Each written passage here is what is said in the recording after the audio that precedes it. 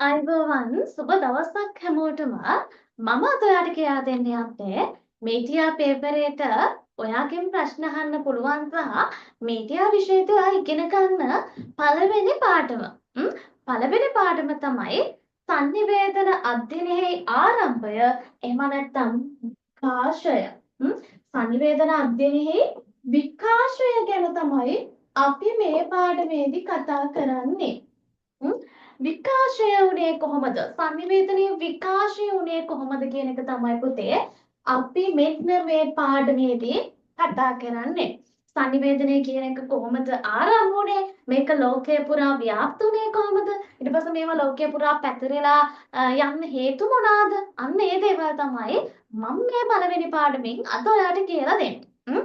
sannivedana අධ්‍යයනයේ ආරම්භය විකාශය තමයි අපේ පළවෙනි පාඩම. sannivedana අධ්‍යයනයේ ආරම්භය විකාශය තමයි අපිට ඉගෙන ගන්න තියෙන පළවෙනිම පාඩම. හරිම ලේසි පාඩමක්. හොඳට අහගෙන ඉන්න. අනිවාර්යයෙන්ම ඔයාලට පුළුවන් මේ පාඩම හරි ලේසියෙන් රහට කතාවක් වගේ අහගෙන ඉන්න. එහෙනම් sannivedanaya ආරම්භ වුණේ කොහොමද? මේක විකාශය වුණේ කොහොමද කියලා මම ඔයාලට කතන්දරයක් වගේ මේක කියලා දෙන්නම්. හරි. එතකොට මුලින්ම මම ඔයාලට කියලා දෙන්න ඕනේ මේක විකාශය වෙන්න කලින් මේ sannivedanaya කියන්නේ මොකක්ද කියන එක මම ඔයාලට කියලා දීලා ඉන්නම්කෝ. sannivedanaya කියලා කියන්නේ මොකක්ද පුතේ? sannivedanaya අපි දැන් මේ ටිකනේ ඉගෙන ගන්න. sannivedanaya කරන්න ඉගෙන ගන්න. නැත්නම් sannivedanaya ගැන ඉගෙන ගන්න. එතකොට අපි දැනගෙන ඉන්න ඕනේ මොකක්ද මේ sannivedanaya කියන්නේ කියලා. මොකක්ද පුතේ sannivedanaya කියලා කියන්නේ? sannivedanaya කියලා කියන්නේ මතක තියාගන්න තොරතුරු හුවමාරුවට. තොරතුරු හුවමාරුව.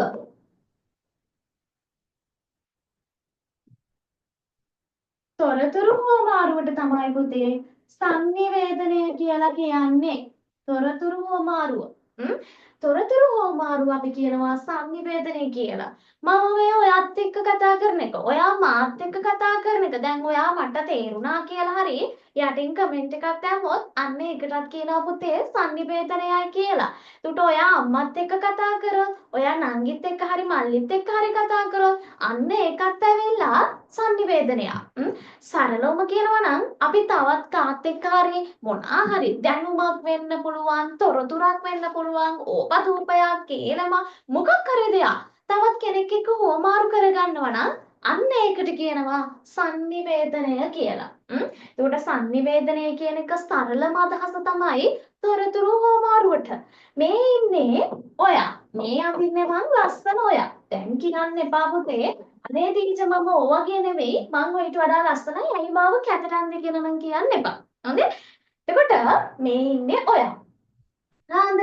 මේ ඉන්නේ ඔයයි මේ ඉන්නේ ඔයාගේ යාළුවා. යාළුවා. මෙන්න මේ යාළුවගෙන් ඔයා අහනවා හෙට ඔයා ඉස්කෝලේ එනවද කියලා ඔයා අහනවා. මෙයා කියනවා ඔව් මං හෙට ඉස්කෝලේ එනවා ඔයත් අනිවාර්යෙන් එන්න කියලා. මෙන්න මේ වෙන කතා බහ තමයි පුතේ එහෙම නැත්නම් තොරතුරු හුවමාරුවට තමයි අපි මේ sannivedanayයි කියලා කියන්නේ. මෙන්න මේකට තමයි sannivedanayak කියලා වෙන්නේ. එතකොට අදහසක් වෙන්න පුළුවන්, මතයක් වෙන්න පුළුවන්, ආකල්පයක් වෙන්න පුළුවන්. අන්න ඒවා තවත් කෙනෙක් එක්ක හොමාරු කරගන්නවා නම් අපි ඒකට කියනවා sannivedanaya කියලා. සමහරක් වෙලාවට තව කෙනෙක් එක්කම හොමාරු කරගන්නව ඕනේ නැහැ. අපි අපිත් එක්ක තලාකට sannivedanaya කරනවා. දැන් මට කියන්න ඔයා තනියෙන් කල්පනා කරලා තියනව නේද? ඔය තනියෙන් කල්පනා කරලා තියනවද නැද්ද? කල්පනා කරලා තියෙනවා. අම්මත් එක්ක තරහ වුණාම එක්ක තාත්තත් එක්ක තරහ වුණාම දැන් කාත් එක්ක හරි තරහ වුණාම ඔයා කාමරේට ගිහලා තනියෙන් කල්පනා කර කර ඉඳලා තියෙනව නේද? ඇයි යාලා මට බැන්නේ? ඇයි මට එහෙම බැන්නේ? එයාලා කීපේව හරි නැහැ. ඇයි එහෙනම් මට යාලා එහෙම කරන්නේ? මම අනිත් හැමෝටම හොඳයි. මං යාලට වැරද්දක් කරන්නේ නැහැ. හැබැයි යාලා හැමෝම මට කරන්න වැරදි දේවල්මයි. ඇයි එහෙම කරන්නේ කියලා ඔයා තනියෙන් කාමරේට වෙලා කල්පනා කරනව නේද? ඔයා අනිවාර්යයෙන්ම කල්පනා කරලා ඇති. අන්න ඒකටත් කියනවා පුතේ sannivedanaya කියලා. එතකොට මෙන්න මේ sannivedanaya දැන් මට කියන්නකෝ මිනිස්සු sannivedanaya කරනවා වගේම තව කවුද sannivedanaya කරන්නේ? තවත් sannivedanaya කරන අය ඉන්නවා. ඒ තමයි ශාක sannivedanaya කරනවා, තව සත්තු sannivedanaya කරනවා, මෙන්න මේ ශාක සංනිවේදනය කරනවා දැකලා ඇති. මේ දිගුම්බා කොළයකට ඔයාව චූටි තට්ටුවක් දැම්මොත් ඒක අර නිකන් පර වෙලා යනවා වගේ නිදි කිරා වැටෙනවා වගේ ඔයාලට දැක ගන්න පුළුවන්. ඊළඟට මල් පිපෙනවා, ඊට පස්සේ මල් පර වෙනවා, ඊට පස්සේ තව පරාගණය කරනවා ශාක. අන්න ඒ වගේ ඕනි තරම් ශාක සංනිවේදනය කරනවා දැකලා ඇති. ඊට පස්සේ සත්තු සංනිවේදනය කරනවත් ඔය දැකලා ඇති. කපුටෝ එහෙම කෑම හොයාගෙන පියාඹනවා. ඊට පස්සේ හුණු අනතුරක් වෙනකොට නැට්ට කඩලා දුවනවා. අන්න ඒ වගේ ඕනි තරම් සංනිවේදන අවස්ථා ඔයා දැකලා ඇති. ශාක සංනිවේදනය, සත්ත්ව සංනිවේදන අවස්ථා. හැබැයි මිනිස්සු සංනිවේදනය කරනවා. මට කියන්න ශාකද සංනිවේදනය කරන එක හොයාගන්න අමාරු, සත්ත්ව සංනිවේදනයද හොයාගන්න අමාරු, මානව සංනිවේදනයද මේ තැනින් වඩාත් ප්‍රබල වෙන්නේ. මම නැත්නම් මේ සංනිවේදන වර්ග තුනේ වඩාත් අමාරුම සංනිවේදන වර්ගය මොකක්ද? දැන් ඔයාගේ උත්තරය වෙන්න පුළුවන් ශාක සංනිවේදනය කියලා. එහෙම නැත්නම් ඔයාගේ උත්තරේ වෙන්න පුළුවන් සත්ත්ව සංනිවේදනය කියලා. නෑ පුතේ, මේ දෙකින් එකක්වත් නෙවෙයි. අනිවාර්යෙන්ම මානව සංනිවේදනය තමයි අධ්‍යයනය කරන්න අපහසු සහ හොයාගන්න අමාරුම. මේ මානවය කියන කෙනා සංනිවේදනය කරන එක ටිකක් හොයාගන්න අමාරුයි. මානව සංනිවේදනය කියන එක ටිකක් හොයාගන්න ටිකක් අමාරු. ටිකක් නෙවෙයි. වෙලාවකට ගොඩක් හොයාගන්න අමාරුයි. සමහර වෙලාවට ඔයා දැකලා ඇති ඔයාට හම්බෙන මිනිස්සු. හිතන්නකෝ ඔයාගේ යාළුවෙක් කියලා. ඒ යාළුවා ඔයාගේ මූණ ඉස්සරහ කතා කරන් ඔයාට පණ දෙන්න වගේ කතා කරනවා. හැබැයි ඒ යාළුවා සමහරක් වෙලාවට ඔයත් එක්ක පණ දෙන්න වගේ කතා කරාට එයාගේ හිත ඇතුලෙන් ඔයාගෙන තියෙන තරහ, ඔයාගෙන තියෙන වෛරය, එහෙම නැත්ද? එහෙම යාළුවාට හම්බෙලා නැත්ද? අනිවාර්යයෙන්ම හම්බෙලා ඇති. එතකොට සමහර වෙලාවට ඔයා දැකලා ඇති සමහර මිනිස්සු අපිත් එක්ක හොඳට කතා කරලා අපි නැති තැන්වල බයිනවා. එහෙමත් දැකලා ඇති. සමහරක් මිනිස්සු අපි දිහා බලාගෙන ඉන්න අපි හිතනවා මේ මිනිස්සයා නම් හරිය හොඳයි කියලා. හැබැයි ටිකක් වෙලා ගියාම අපිට තේරෙනවා අපෝ මේක අපි හිතන જાතිය හොඳ මිනිස්සෙක් නෙවෙයි කියලා අපිට හිතෙනවා. අන්න ඒ වගේ මේ මිනිස්සු කරන සංනිවේදනය පුතේ හොයාගන්න අමාරුයි. සමහර වෙලාවට එයා උඩින් එකක් කියලා කිව්වට තවත් වෙලාවට යටින් තව එකක් තමයි එයා හිතේ තියාගෙන ඉන්නේ.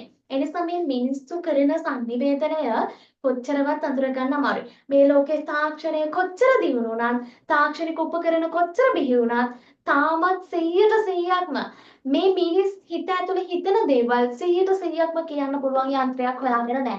අන්න ඒකයි පුතේ මෙන්න මේ සංනිවේදන වර්ගය අනිත් සංනිවේදන වර්ගවලට වඩා සුවිශේෂී වෙන්නේ. විශේෂ වෙන්නේ අන්න ඒ නිසා තේරුණාද? එතකොට මේ මානව සංනිවේදනය කියන එක අනිත් සංනිවේදන වර්ගවලට වඩා වෙනස්. ඒ නිසා මතක තියාගන්න මානව සංනිවේදනය කියලා කියන්නේ අනිත් සංනිවේදන වර්ගවලට වඩා වෙනස් කියන එක. එතකොට මේ මානව සංනිවේදනය කියන එක අද ඊයක පටන් ගත්ත දෙයක් නෙවෙයි. මුල් කාලේදී නැත්නම් මිනිසා බිහිවෙච්ච මුල්ම කාලේදී තමයි මෙන්න මේ මානව සංනිවේදනය මුල් කාලේදී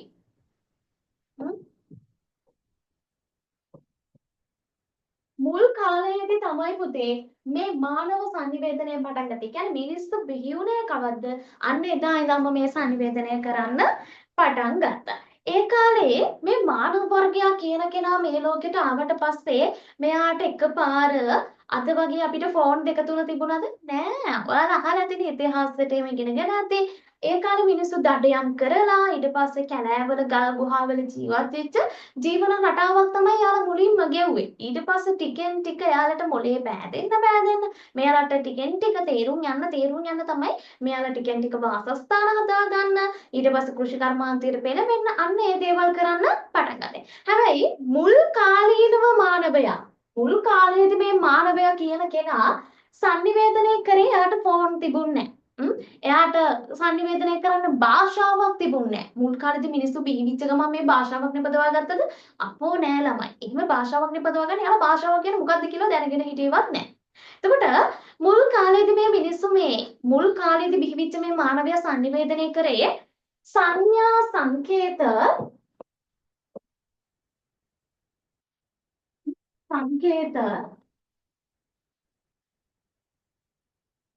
ඊළඟට ඉඟි හැඩතල සංඥා සංකේත ඉංගි හැඩතල. මෙන්න මේ දේවල් පාවිච්චි කරලා තමයි මුල් කාලීනව මානවයා සංනිවේදනය කරේ. තේරුණාද? මුල් කාලීනව මානවයා සංනිවේදනය කරේ මෙන්න මෙහෙම. සංඥා සංකේත ඉංගි හැඩතල පාවිච්චි කළා තමයි මුල් කාලේ මානවයා සංනිවේදනය කරේ. ඔන්න ඔය විදිහට මේ මුල් කාලේදී මානවයා සංනිවේදනය කරනකොට මෙයාට තිබුණේ අඩු සංකේත ප්‍රමාණය, අඩු ඉංගි ප්‍රමාණය. මෙයාලට එච්චර ලොකු තේරුමක් තිබුණේ නැහැ. මෙයාලට තව කෙනෙක්ට මේව එක තනියෙන් ජීවත් වෙනකොට සහ එක්කෙනෙක් දෙන්නෙක් තමන්ගේ වර්ගයා වැඩි වෙනකොට මෙයාලට අනිත් කෙනෙක්ට අදහසක් කියන්න ඕනේ. ওই මුල් කාලේදී පුතේ මේ sannivedanaya කියන එක පටන් ගන්න මෙයාලා උත්සාහ කරලා තියෙන්නේ ආදර ඇඟීම් හෝමාරු කර ගැනීමට අවශ්‍ය වෙච්ච නිසා. දැන් හිතන්නකෝ මෙන්න මේ මුල් කාලේ හිටපු මානවයෝ හිටියේ ගල් ගුහා තුල ගස් බෙනවල හිටියේ. ඒකට මෙයාලට හිතන්නකෝ මම මේවට කැලයක් ඇඳලා පෙන්නන්නම්. මේ තියෙන්නේ එක කැලයක්. ඊට පස්සේ මේ තියෙන්නේ තව කැලයක්. මෙන්න මේ විදිහට එයාලා කැලවල වල ජීවත් වුණේ.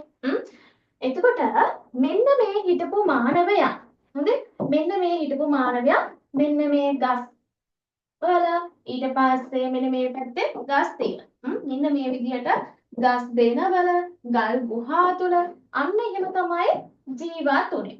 මෙන්න මේ ගල් බෙනවල ගල් ගුහා තුල අන්න එහෙම තමයි ජීවත් වුනේ. දැන් මේ පර්වතය තියෙන්නේ මෙන්න මේ ගල් ගුහාවේ තමයි මේ මිනිස්සු ජීවත් වුනේ. හරිද? මේ මිනිස්සු ජීවත් වුනේ මේ ගල් ගුහා තුල. එතකොට මෙන්න මේ වගේ හිටියා මිනිස්සයෝ. මෙන්න මේ වගේ ඉන්නවා පුතේ මිනිස්සයෝ. කියන්නේ ලොකු අද වෙනකොට මේ විශාල තරම් ඉන්න ගමකට 400 500ක් එහෙම නැත්නම් 1000 2000ක් ඉන්න තරමට ඒ කාලේ මුල් කාලේ හිටියද නෑ එක්කෙනයි දෙන්නයි සමහර වෙලාවට 3 4 දෙනයි මේ කැලේකටම හිටියේ. එතකොට මෙයාලා හිටියේ මේ ගල් පේනවල තමයි හිටියේ. ගල් ගුහා තුල මෙන්න මේ වගේ තමයි මේ මිනිස්සයෝ ජීවත් වුනේ. මෙයාලා මේ වගේ ජීවත් වෙනකොට මෙයාලට දැන් තව කෙනෙක්ට අදහසක් කියන්න ඕනේ. ඒ නිසා තව මොකක් හරි දෙයක් මේ අදහසක් එයාලගේ හැඟීමක් හොමාරු කරගන්න ඕනේ. එතකොට මෙයාලට භාෂාවක් නැහැ. එයාලා පාවිච්චි කරපු දේවල් තමයි පුතේ අර මං ඉස්සෙල්ලා කිව්වා වගේ සංඥා සංකේත ඉංගි හැඩතල. මෙන්න මේ දේවල් තමයි මේ මිනිස්සයෝ අර මෙන්න මේ ගල් ගුහා තුල ගස් පෙනවල ජීවත් වෙනකොට පාවිච්චි කරේ. එතකොට මෙන්න මේ ගල් ගුහා තුල ගස් බෙනවල මෙයාලා ජීවත් වෙනකොට මෙන්න මෙයාලා ඉන්න මේ ගල් ගුහා තුල මම මෙන්න මෙහෙම දෙන්නම් එක්ක ධන ලකුණක් දැම්ම. එහෙම නැත්නම් මොකක් හරි රටාවක් ඇඳා. හිතන්න කුකුල් පාදයක් නැත්නම් තාරෝ ලකුණක් එහෙම ඇඳා. එතකොට මෙයාලා හදාගත්ත සංකේත ටිකක් තිබුණා. අන්න ඒ විදිහට සංකේත පාවිච්චි කරලා තමයි පුතේ මෙයාලා sannivedanaya කරේ. දැන් ඔයාලා සමහරක් වෙලාවට දැකලා තියෙනව නේද පුතේ අපේ රටේ මිනිස්සු සමහරක් වෙලාවට ඔය යනවා නිදන් හාරන්න කියලා. ඒ නිදන් හාරන්න කියලා යන්නේ පුතේ මෙන්න මේ ඉස්සර කාලේ භාෂාවක් දැනගෙන හිටපු නැති මිනිස්සු පාවිච්චි කරපු මේ සංකේත පස්සේ. එතකොට අදටත් ඔය සමහරක් වෙලාවට ඔය අපේ රටේ මිනිස්සු එහෙම ඓතිහාසික ස්ථානෙම බලන්න ගියාම දකින්න නේද ඔය ගල් වල එක එක නම් ගහලා කොටනවා. දැන් ඔය සී දාන එහෙම කියලා කොටලා එනවා. සී දාන ආයි අන්න එහෙම කියලා කොටලා එනවා. ඔන්න ඔය විදිහට එක එක නම් වලින් කොටලා එනවා. එහෙම නෙවෙයි. ඒ අපේ අර ආදි මානවයාගේ තියෙන ලක්ෂණ තමයි ඒවල මතුවෙන්නේ. හරිද? එහෙම නෙවෙයි. එතකොට මෙන්න මේ වගේ ගත්තොත් එහෙම පුතේ මෙන්න මේ sannivedanaya කියන එක මුල් කාලේදී මිනිස්සු පාවිච්චි කරලා තියෙන්නේ සංඥා සංකේත ඉංගි හැඩතල කියන ඒවා. මේවා පාවිච්චි කළා තමයි මේ ගස් බෙනවල ගල් ගුහා තුල ජීවත් වෙච්ච මිනිස්සු sannivedanaya කරලා තියෙන්නේ. මේ ගස් බෙනවල ඉන්නකොට මෙයාලා මේ වගේ රට අඳින්න පටන් ගත්තා. ඒකවල අනිත් මිනිස්සුන්ට පේන්න සලසලා එයාලට පණිවිඩයක් දුන්නා. එතකොට මේ කැලේ ඉන්න කෙනෙක් දැන් හිතන්නකෝ මේ කැලේ එක්කෙනෙක් ඉන්නවා. එයාව එක්කරගෙන ඇවිල්ලා මෙන්න මෙතනට එක්කරගෙන ඇවිල්ලා මෙන්න මේ ගල් ගුහාවේ මේ ඇඳපු රටාව මෙයාට පෙන්නනවා. එතකොට මම කිව්වනේ අර මුල් කාලේදී මිනිස්සු මේ ආදර හැඟීම් කොමාරු කරගන්න ගත්ත ප්‍රතිඵලයක් විදිහට තමයි මේ sannivedanaya කියන එක පාවිච්චි කරේ. එන්නේ මේ විදිහට මෙන්න මේ sannivedanaya කියන එක මේ මිනිස්සු පාවිච්චි කරනකොට ළමයි දැන් හිතන්නකෝ මේ ඉන්නේ පිරිමි ළමයි. මේ ඉන්නේ ගෑනු ළමයි. දැන් මේ පිරිමි ළමයා මෙන්න මේ ගල් ගුහාවට ඇවිල්ලා මෙන්න මෙයාට තියෙන ආදරේ කියන්න ඕනෙවට මෙන්න මෙතන මොකක් හරි රටාවක් ලස්සනට අඳිනවා. මොකක් හරි රටාවක් ලස්සනට අඳිනවා. මෙන්න මේ ගල් ගුහාවේ. එතකොට මෙන්න මේ ගල් ගුහාවේ ලස්සනට එයා චිත්‍රයක් ඇඳිලා සමහරකට මෙයාගේ චිත්‍රය මෙයා අඳිනවා. සිතුවම් කරනවා. දැකලා තියෙන්නේ ඕන තරම් ওই ගල් වල සමහර රූප එහෙම කොටලා තියෙනවා. අන්න ඒ වගේ මේ පිරිමි ළමයා දැන් මේ ගෑන් ළමයාට තියෙන ආදරේ කියන්න ඕනිවට මොකක්ද කරන්නේ? මෙන්න මෙයා ඇවිල්ලා මෙයාගේ චිත්‍රයක් අඳිනවා. ඇඳලා ඉවරලා මෙන්න මෙයාව එක් කරගෙන එනවා. එන්නකො මම ඔයාට ලස්සන ඔයාගේ චිත්‍රයක් ඇඳලා මට ඔයාට දෙයක් කියන්න තියෙනවා. එහෙම කියලා එයාලට කියන්න තරම් භාෂාවක් දන්නේ නැහැ. එතකොට මෙයා එක් කරගෙන එනවා මෙයාව. ඇවිල්ලා මෙයාට කියනවා මෙයාට පෙන්නනවා මෙන්න මේ චිත්‍රය. ඊට පස්සේ මෙයා තේරුම් ගන්නවා මෙයා මට ආදරේ කියලා මෙයා තේරුම් ගන්න. මුල් කාලේ මිනිස්සු සංනිවේදනය කරේ යාගලගේ හිතේ තියෙන අදහස් අනිත් අයට කියන්නේ. ආදරය ප්‍රකාශ කරන්න තමයි පුතේ අපේ මුල් කාලේ මානවයා මේ සංනිවේදනය කරන්න පටන් අරගෙන තියෙන්නේ. එතකොට මම අර කිව්වා වගේම මානවයා බිහිවෙච්ච දවසේ ඉඳන් මුලින්ම සංනිවේදනය කරන්න පටන් ගත්තේ සංඥා සංකේත ඉඟි හැඩතල. එතකොට මෙන්න මේ සංඥා සංකේත ඉඟි හැඩතල පාවිච්චි කරාට ටික කාලයක් මේ දේවල් පාවිච්චි කරගෙන යනකොට මේ අයට තේරුණා පුතේ මෙන්න මෙහෙම වැඩක්. දැන් හිතන්නකෝ මෙන්න මේ මෙතන තියෙන සංකේතේ මේ කැලේ ඉන්න කෙනෙක්ට මොකක් හරි පණිවිඩයක් කියන්න වැදගත් වෙනවා කියලා. එතකොට මේ ඉන්න කෙනා මෙතනට එන්න ඕනේ නේද මේ සංකේතය බලන්න. එතකොට මෙයා සමහරක් විට කිලෝමීටර් ගාණක් කැලවල් මැදින් එන්න ඕනේ මෙන්න මේ මෙතන ගල් ගුහාවේ තියෙන මේ සංකේතය බලන්න. ඒක අනතුරුදායකයිද නැද්ද? මේ කට්ටිය කැලවල් වල ජීවත් වෙච්ච මිනිස්සු. එතකොට මේ විශාල සත්තු ඉන්නවා සමහරක් විට අනතුරු වෙන්න පුළුවන්. එතකොට විශාල වශයෙන් මේකට එයාලට අනතුරකට හේතුවක් වෙනවා. එතකොට මෙයාලා මොකද්ද කරන්නේ? මෙයාලා මේ කැලේ ඉඳන් මෙතනට එන්න ඕනේ මේක බලන්න. ටික කාලයක් යනකොට මේ මිනිස්සුන්ට තේරුණා මේක හරියන වැඩක් නෙවෙයි. මේක හරි කරදරයි. ඒ නිසා මේක හරියන්නේ නැහැ කියලා මොකද්ද මෙයාලා කරේ? එයාලා කරපු දේ තමයි මෙන්න මෙතන සංකේත අඳිනවා වෙනුවට මෙයාලා ටික කාලයක් ගිහලා තේරුම් ගත්තා මේක හරියන වැඩක් නෙවෙයි. මෙයා මෙතනට ආවොත් විතරයි අපිට මෙයාට පණිවිඩයක් දෙන්න වෙන්නේ. ඒ නිසා මෙතන ඉන්න කෙනාට මෙතන ඉඳන්ම සංනිවේදනයක් බලා ගන්න පුළුවන් විදිහට අපි මෙතන ඉඳන් මොකක් හරි දෙයක් කරන්න ඕනේ කියලා තීරණය කරා. ඊට පස්සේ පුතේ මෙයාලා හොයාගත්ත දෙයක් තමයි අවකාශය දුර ජය ගන්න පුළුවන් වෙන විදිහට සංනිවේදන ක්‍රමයක් හදන්න පටන් ගත්තා. මෙයාලා මෙන්න මේ කැලේ ඉඳන් ගිනි ගොඩවල් ගහන්න පටන් ගත්තා. එතකොට මෙන්න මේ ගිනි ටික මෙන්න මේ අහස උස්සට යනවා. මෙන්න මේ අහස උඩට යනවා. ඒ අහස උඩට යනකොට මේ කැලේ ඉන්න අයටත් මෙන්න මෙයාටත් මෙන්න මේ ගිනි ගොඩ පේනවා. මෙන්න මෙයාටත් මේ ගිනි ගොඩ පේනවා. එතකොට මේ ගිනි ගොඩ පේන්න ගන්නකොට මෙයාට පණිවිඩයක් කියනවා පුතේ මෙන්න මෙතන මොකක් හරි පණිවිඩයක් තියෙනවා. එක්ක සමහරක් විට අනතුරක් වෙන්න පුළුවන්. මෙයා කැලේ කතරමං වෙන්න පුළුවන්. එක්ක දඩයමක් අහු වෙලා වෙන්න පුළුවන්. අන්න ඒ වගේ යම්කිසි පණිවිඩයක් මෙන්න මේ කැලේ ඉන්න කෙනාටත් දෙනවා. දැන් අතනදී බලන්න මෙයා එන්න ඕනේ මෙතනට මේ පණිවිඩය බලන්න. හැබැයි මෙන්න මේ ගිනි ගොඩක් ගිහුවට පස්සේ ගිනි ගොඩ උඩට යනකොට මේ කැලේ ඉන්න කෙනාටත් ඒක පේනවා. එහෙම නැත්නම් මෙන්න මේ කැලේ ඉන්න කෙනෙක් මෙන්න මෙයා මේ කැලේට ඇහෙන්න හූ කියන්න පටන් ගත්තා. මෙන්න මේ කැලේට ඇහෙන්න හූ කියන්න පටන් ගත්තා. එතකොට මෙයා මෙතන ඉඳන් එක්ක දඩේමක් අහුවෙලා නැත්නම් මෙයා කරදරයට ලක් වෙලා අන්න මේ විදිහට සංනිවේදනය කරන්න ක්‍රමයක් හොයාගත්තා. එතකොට අවකාශයේ දුර ජය ගන්න පුළුවන් විදිහට මෙන්න මෙයාලා දෙවනුවට සංනිවේදන ක්‍රමයක් හදලා ගත්තා. තේරුණාද? ඔන්න ওই විදිහට දැන් බලන්නකෝ. එතකොට ගින්දර ඊළඟට දුම අනබෙර කුහඬ අන්න ඔය දේවල් තමයි පුතේ මුල් කාලේ මිනිස්සු සංනිවේදනය කරන්න පාවිච්චි කරේ. ඉස්සල්ලාම මොනවද පාවිච්චි කරේ? ආපහු කියන්න. මාත් එක්කම මේ දේවල් මතක් කරගන්න. මුල්ම කාලේදී මිනිස්සු පාවිච්චි කරේ සංඥා සංකේත ඉඟි හැඩතල. මේ දේවල් පාවිච්චි කර ඉන්නකොට මිනිස්සුන්ට තේරුණා මේකෙන් සංනිවේදනය කරන්න පුළුවන් ළඟ ඉන්න අයට විතරයි. දුර ඉන්න කෙනෙක්ට පණිවිඩ කියන්න බෑ. එහෙනම් මට කරන්න වෙනවා අනිත් දුර ඉන්න කෙනෙක්ට පණිවිඩයක් කියන්න පුළුවන් ක්‍රමයක් හොයාගන්න පටන් ගත්තා. එතකොට මෙයාලා හොයාගත් එක දෙයක් තමයි ගින්දර, දුම, අනබෙර, කුහඬ කියන ඒවා.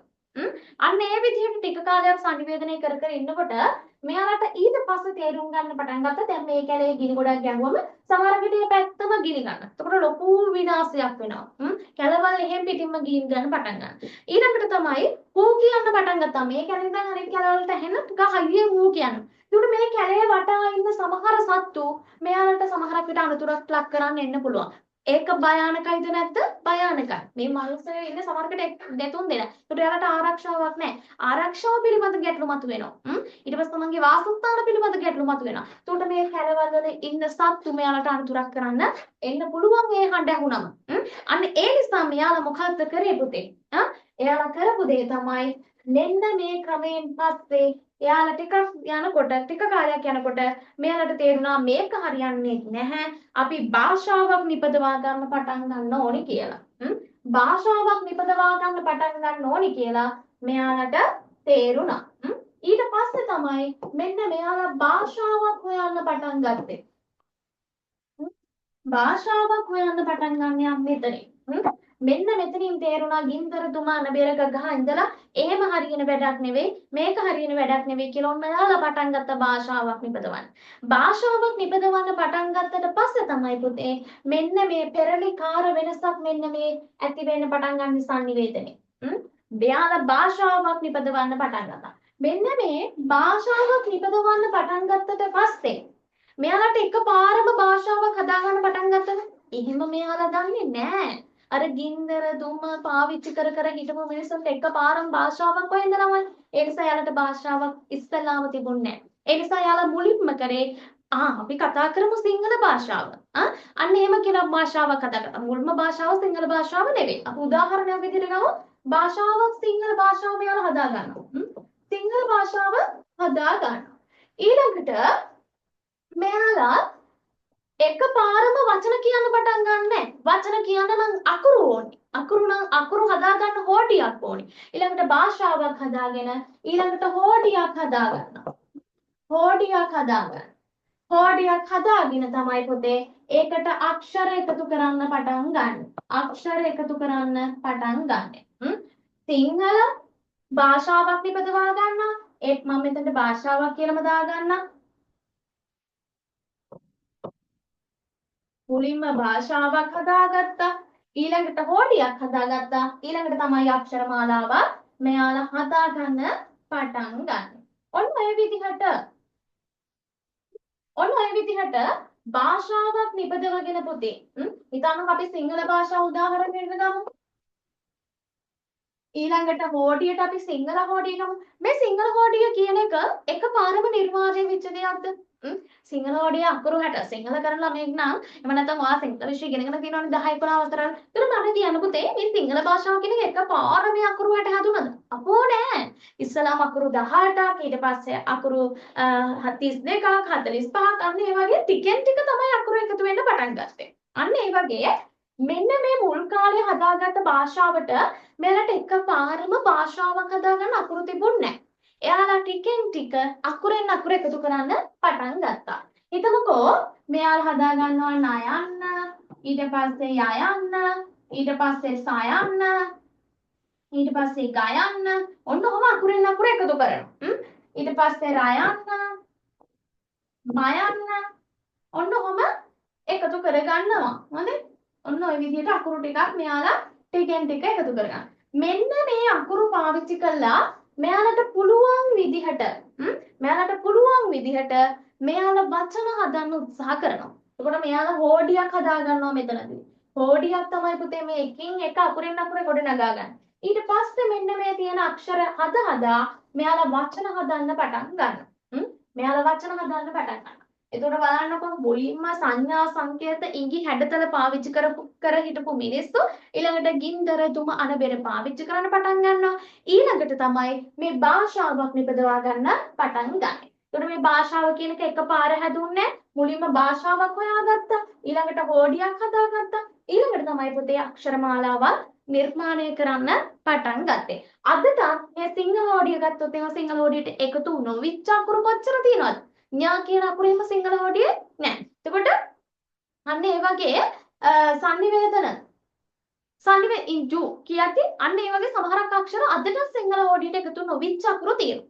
අන්න ඒ වගේ පුතේ සංනිවේදනය කරනකොට අදටත් සිංහල හෝඩියට අකුරු එකතු වෙලා නැහැ. එතකොට මේ අකුරු එකපාර හැදුනේ නැහැ. අන්න ඒ වගේ පුතේ මේ සංනිවේදනය කියනකොට මෙන්න මේ හෝඩිය ගත්තොත් එහෙම අක්ෂර මාලාව කියනකොට භාෂාව කියන එකත් එකපාර නිර්මාණය වෙච්ච දෙයක් නෙවෙයි. එතකොට මේ මිනිස්සුන්ට දැන් වචන ටික හදාගන්න පොඩි වචන ප්‍රමාණයක් අකුරු ප්‍රමාණයක් තියෙන්නේ. ඒ නිසා මේ මිනිස්සුන්ට එච්චර ලොකු සංවේදනයක් කරන්න තරම් දෙයක් නැහැ. ඒ නිසා මෙයාලට සිද්ධ වුණා අර තාමත් ගල් ගුහාවල ගස් බෙනවල චිත්‍ර ඇඳ ඇඳ ඉන්න. එතකොට මෙන්න මේ විදිහට සංනිවේදනය හරි. ඔන්න ඔය විදිහට මේ මිනිස්සු භාෂාවක් නිපදවා ගත්තට පස්සේ පුතේ මේ මිනිස්සුන්ට තේරුණා මේ වචන ටික මේ අකුරු ටික මදි අපිට භාෂාවක් නිපදවා ගන්න කියලා. ඊට පස්සේ මෙයාලා මොකද්ද කරේ? තාමත් අර ගල් ගුහා තුල චිත්‍ර අඳ ඇඳ සංනිවේදනය කරන්න පටන් ගත්තා. ගස් බෙනවල තාමත් චිත්‍ර ඇඳලා සංනිවේදනය කරන්න පටන් ගත්තා. අන්න ඒ වගේ සංනිවේදනය කරගෙන යනකොට මෙයාලා මේ සංනිවේදනය කර බවට සාක්ෂිත් තාම හොයාගෙන තියෙනවා.